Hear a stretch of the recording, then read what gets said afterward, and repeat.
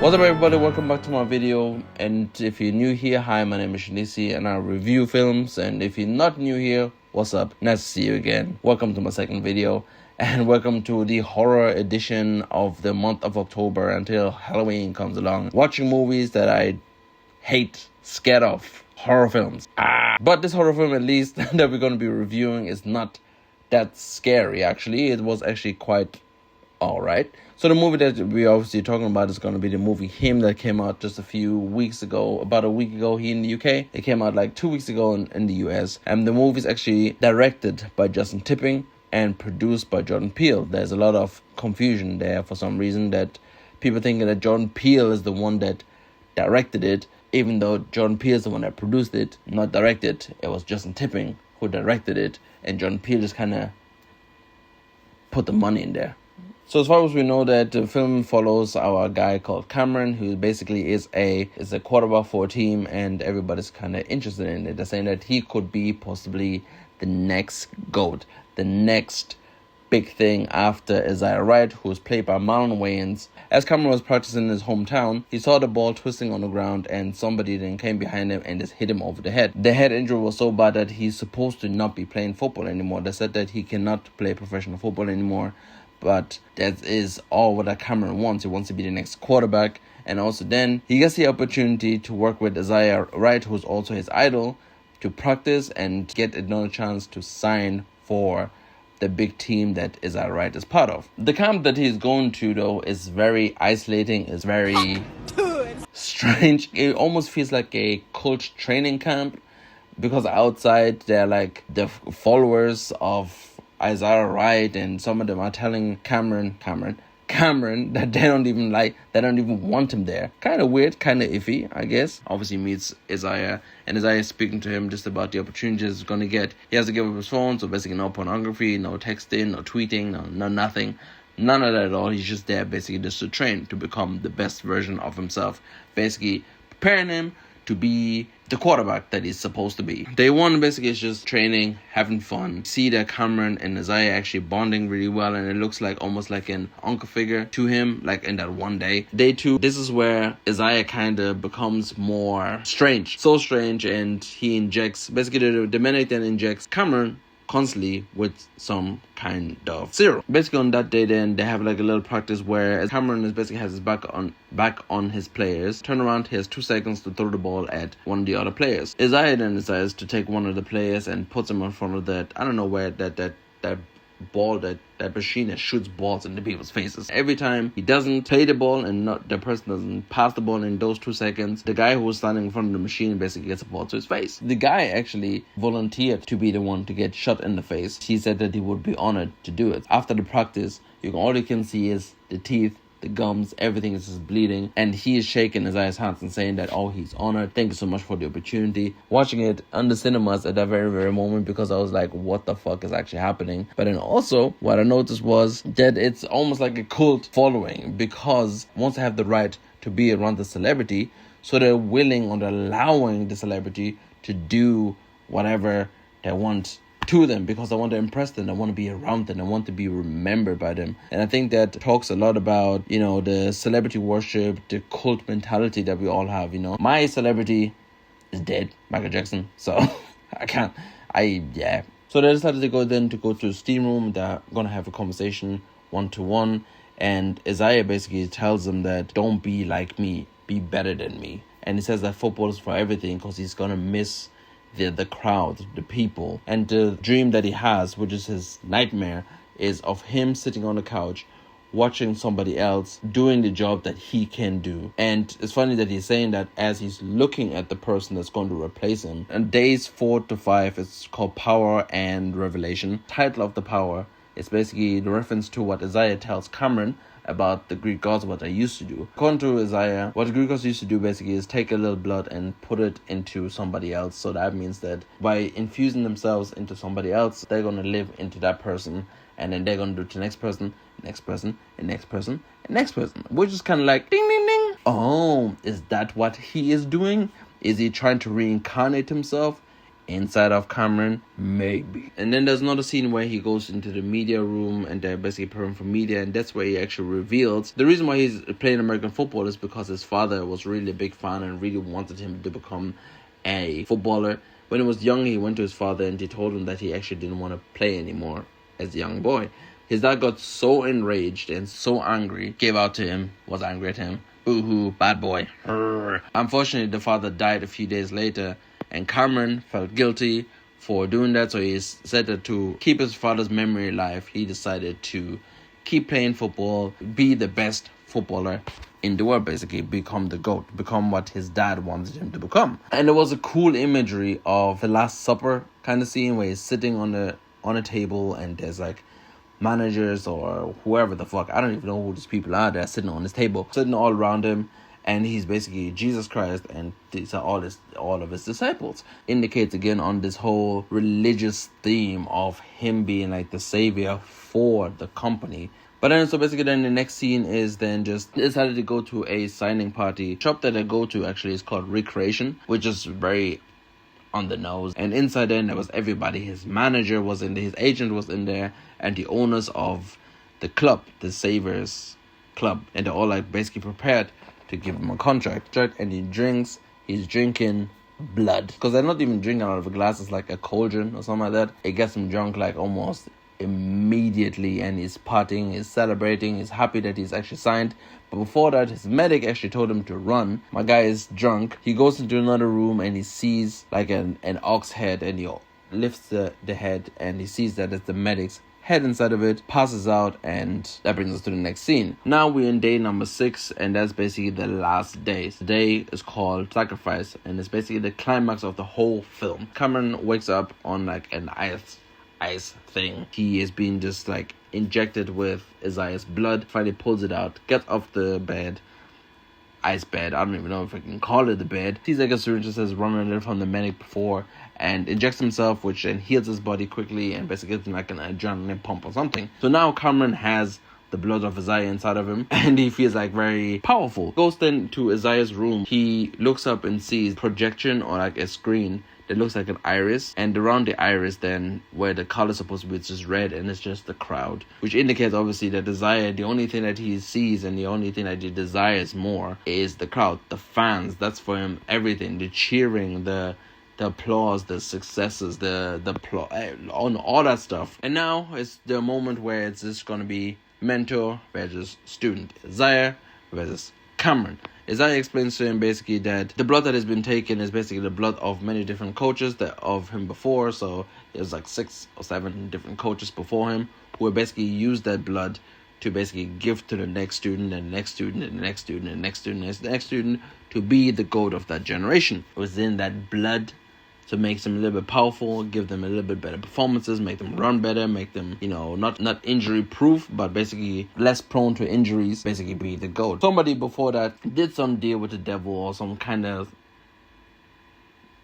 thing, turn that person into him. Again, this movie cinematography wise, it's just amazing. Cameron gets on the floor, unfortunately, and he gets his arm broken, completely snapped. So Cameron then eventually just stood up and basically grabbed a helmet and then hit Isaiah over the head. And this shot is probably, I think it might be my favorite shot, because it references like a shot of an angel about to stab on a snake. I don't know, I'm gonna put a picture here if I know exactly what I'm talking about, holding the helmet over his head, and then it builds like a halo because it's like lighting up properly. He comes out and he sees basically people with masks and the girlfriend of Isaiah sitting there with a contract in front of her and expect him to sign. Cameron then basically comes forward and then just basically looks around and notices different elements. Basically the hammer that somebody was using to actually hit him over the head, and then he also sees a picture of his dad and himself. He kind of is hesitating about signing it, so then the agent then reveals himself to be under the mask and comes forward and tells him that, you know what,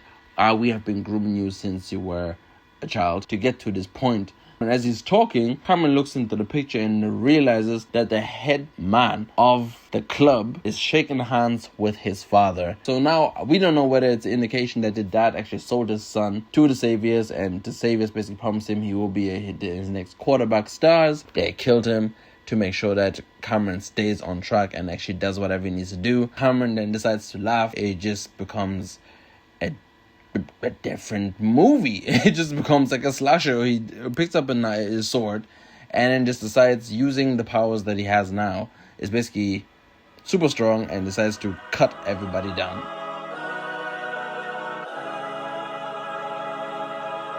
I think like the scene where Isaiah and Cameron actually fight, I love that scene, and very particularly just because it's like an angel versus demon fight, where, you know, the demon being Isaiah and the angel obviously being Cameron, where they're fighting with each other. Cameron obviously is the good guy, you know, has family values and stuff like that. Isaiah is there for pure selfish reasons, because he wants a chance, he wants the happiness, he wants the fame, he wants the glory, he wants to keep all of that, he wants to stay on the throne. And then also what I love about it is the symbolism of rejecting the system. Basically, you being the GOAT, you're still a mascot to the team. At the end of the day, you are still being controlled by somebody at the top. You still, somebody's telling you, okay, cool, you need to win this game, you need to do this song, or you need to do this album, or you need to do this film, or you need to do these things, and you don't really have any freedom until you reject whatever is at the top. Maybe it's not how to explain it correctly, but that's just how I felt like looking at it, that he's rejecting the system that has been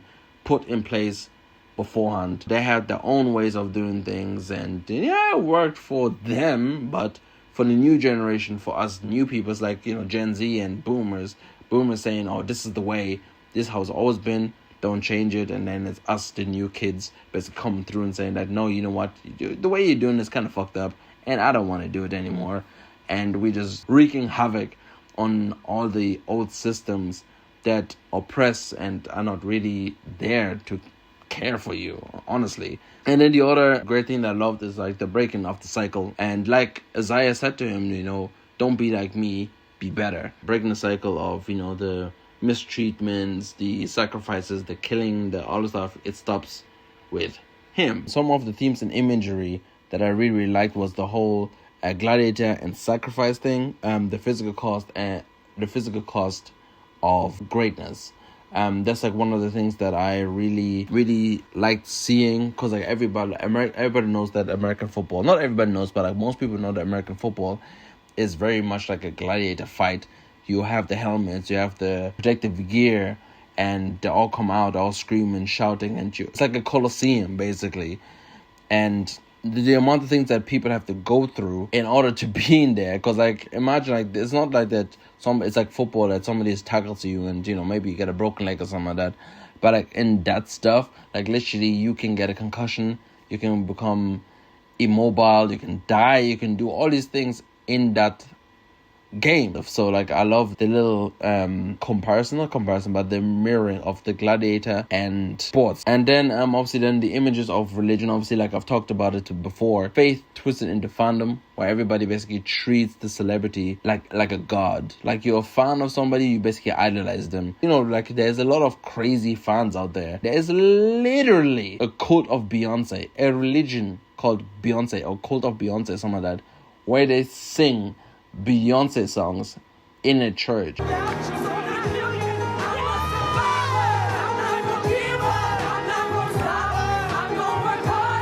To actually mirror that with our reality. And some of us, obviously, we're not going to see it, we're not going to notice it, but it is there, which I always say, not all movies, but most movies that really trying to tell you something, mainly movies like that Jordan Peele produces or has made. I'm sorry, Justin Tipping. Jordan Peele's movies always have messages behind them.